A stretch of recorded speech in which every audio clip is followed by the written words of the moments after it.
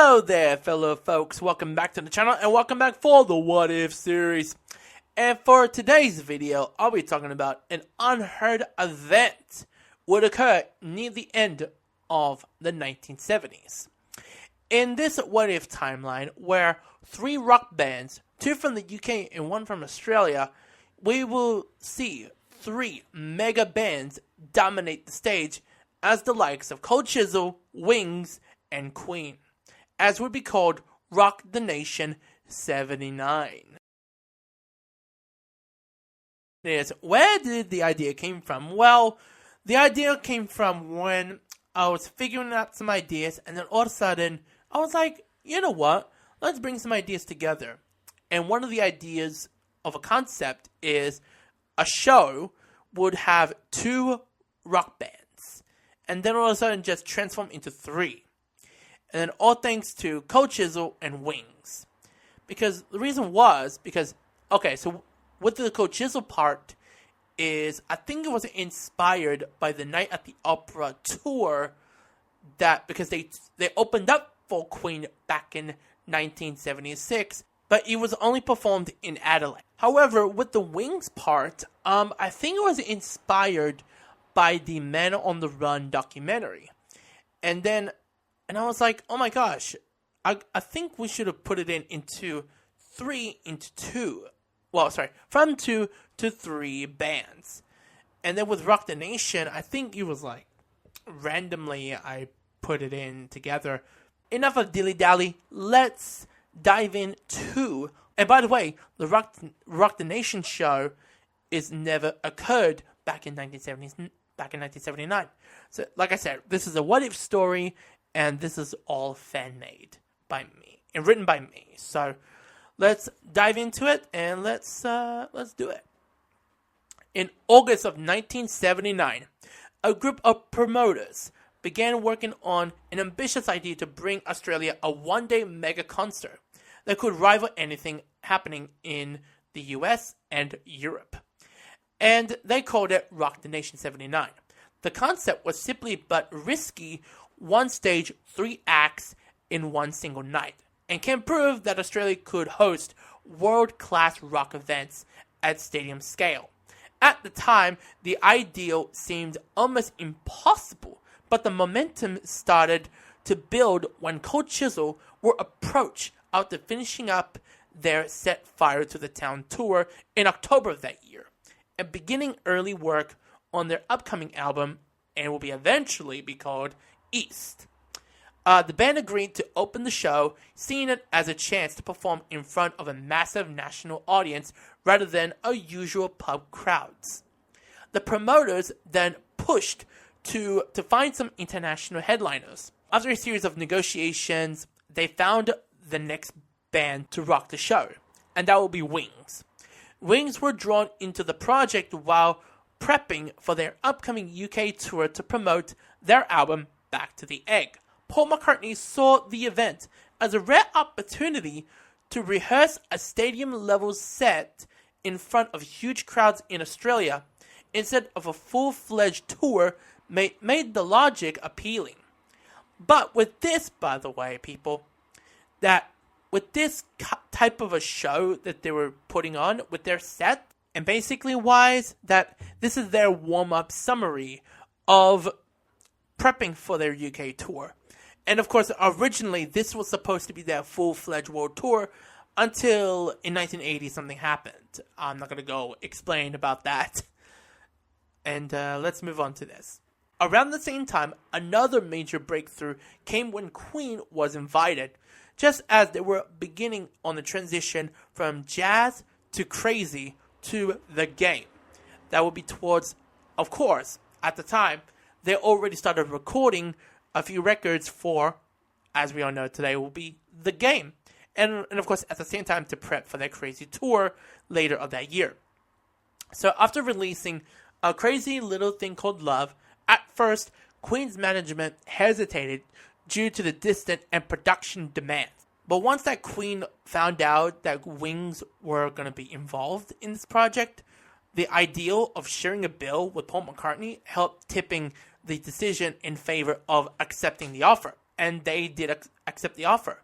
So the management of Cold Chisel, Queen, and Wings had a conversation, had a meeting with the promoters from Australia, and they made the deal. And the lineup was already booked, and it was already officially locked in. And the announcement came in the end of September of '79. And across Australia scene, because it was almost unheard of a local act like Cold Chisel to share a stage with two of the biggest British rock bands of that era. Tickets went on sale, and radio stations went covering of this momentum. And speculation spread about a possible collaboration, surprise performances from each set or something.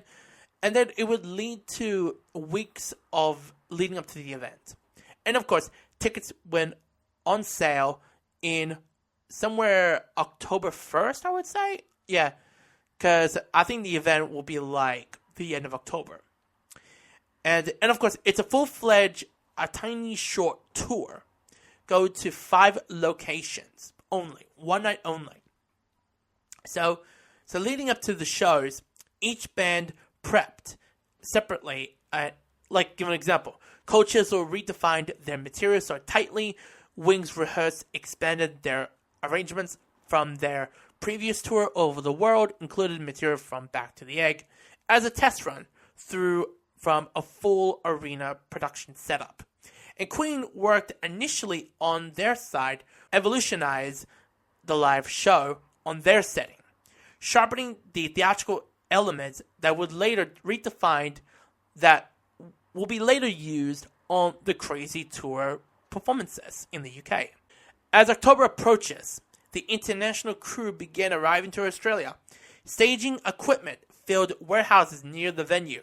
Each city and hotels across Australia, even though that each band will be focusing on their own sets, but by the morning of the first show, the show has transformed from a risky conceptual concert into the most anticipated rock event that the country had ever seen, selling the stages for a nights where 3 very different phases of rock history were briefly covered on the same stage. Now let's move on to the tour dates and set list for Rock the Nation. So we kick off in Sydney on October 23rd, then Melbourne October 26th, then Adelaide October 28th, then Brisbane October 30th, and finally Perth November 2nd. So Cold Chisel will be on at 6 o'clock and kick off with their set with Showtime, Breakfast at Sweethearts, Shipping Steel, Merry-Go-Round, and then introducing, like I mentioned earlier, introducing Quiet Girl as a new song. At that time, they'd already recorded it. One Long Day, Teenage Love Affair, K-Sen, and finally Goodbye. And then Wings come on with their set around 7:15 p.m. and kind of very similar to their All of the World set, but changing it up before they do their main tour. Anyway, so we start off with Venus and Mars, Rock Show, and Jet as a medley. Then Let Me Roll It, Spirits of Ancient Egypt, Arrow Through Me, and then we introduce London Town. That's from the London Town album. And then we go to Lady Madonna and Long Winding Road. And then the next track is called Coming Up. But the Coming Up song would not be introduced until the main tour. I think I'm saying that correctly. If not, this will be the introduction from the performance. And of course, Coming Up is from the McCartney 2 album, but the track was recorded in 1979. So I think in this show, they would introduce it. And then we go to the broadcast. Then we led to Live and Let Die, Getting Closer, and finally with Band on the Run. And then Queen will come on around 8:50 p.m. with their set, kicking off with Now I'm Here, Keep Yourself Alive, 7 C's / Killer Queen, Bicycle Race, Somebody to Love, I'm in Love with My Car, Don't Stop Me Now, Fat Bottom Girls, Love of My Life, 39, Bohemian Rhapsody, We Will Rock You, and finally we are the champions. At the end of the event, we will be entering a new era and decade. How would 3 bands occur the 1980s? Or would they dominate in their own solo sets in that era? Who knows? They will dominate in their own rights as musicians. But, like I said, will they conquer it? Of course they would.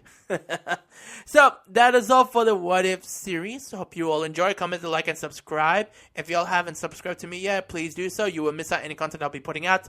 And hit the notification bell if y'all haven't done it yet. Take care of yourselves and see y'all next time.